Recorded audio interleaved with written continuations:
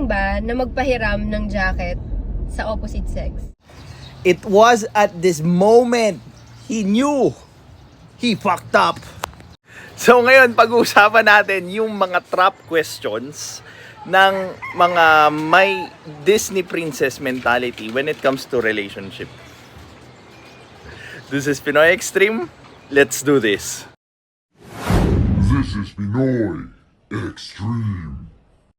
For example, may barkada ka na nilalamig. Tapos parang siya mismo yung nagsabi sa'yo. Hindi mo ino-offer, pero siya mismo nagsabi na, "Uy, Marco, nilalamig kasi ako, sorry ha. Pwede bang hiramin ko yung jacket mo saglit?" Ay, hindi yan cheating para sa akin, pero mali.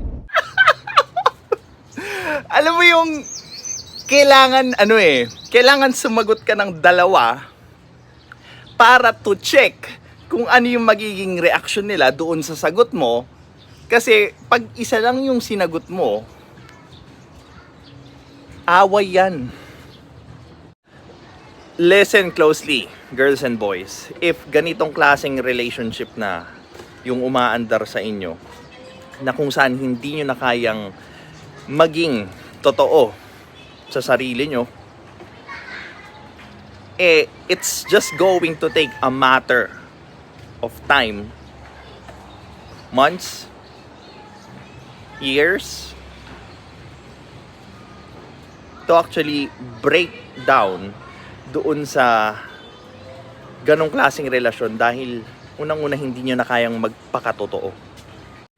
Paano ka magiging totoo sa ganong klaseng sitwasyon na kung saan pinaparusahan natin yung katotohanan dahil lang sa natatapakan yung ilusyon natin ng pagiging special doon sa mga nakakarelasyon natin.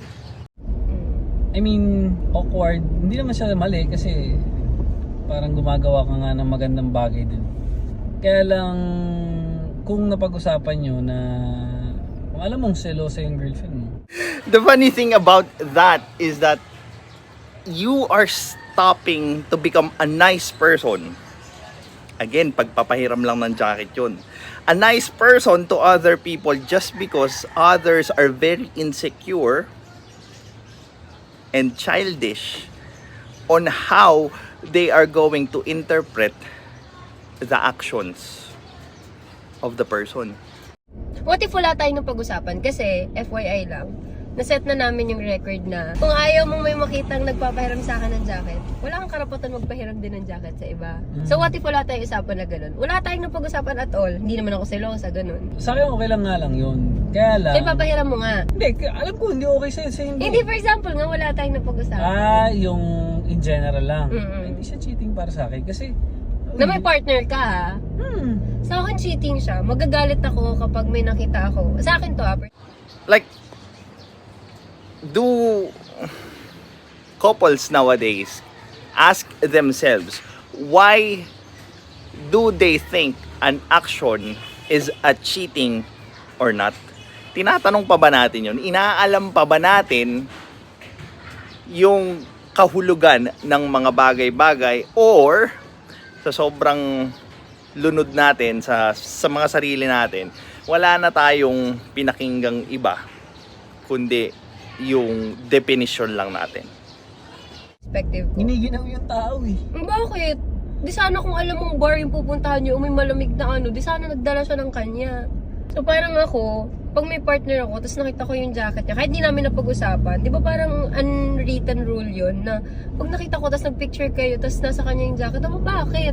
And what is so messed up with the Disney princess mentality kasi is that they have that list, the unwritten rules of relationship, na kung saan hindi naman siya fixed.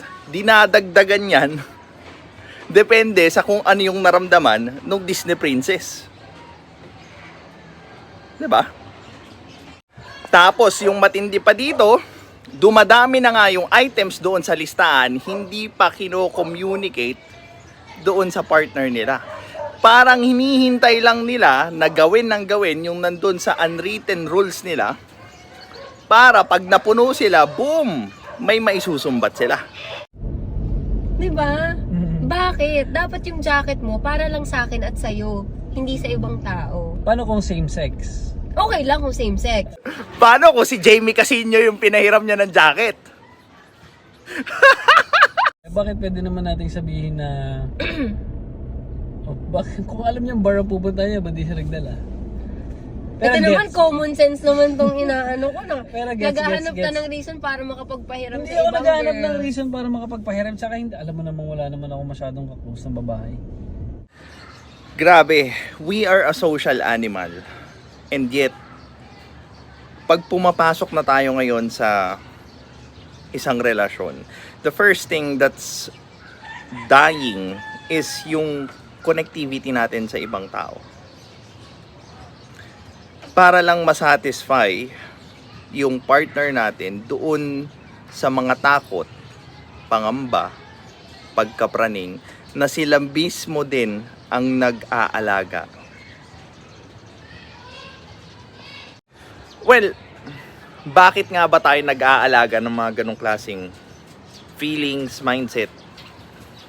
Well, most likely it's because it's useful to us. Nagagamit natin yung ganong klaseng emotion, ganong klaseng mindset dahil nga inaalagaan tayo ng ibang tao. Pero ang masakit kasi doon sa pag-aalaga ng ibang tao sa atin, hindi natin namamalayan na nagiging pabigat na tayo para sa kanila. Umaabot na sa punto na hindi na rin nila maalagaan yung mga sarili nila at it's already a ticking time bomb. It's just going to be a matter of months and again, maybe a couple of years bago ma-burn out yung tao na yun. And dito na papasok yung kindness ng ibang tao doon sa suffering partner. This is Pinoy Extreme. Let's continue this talk.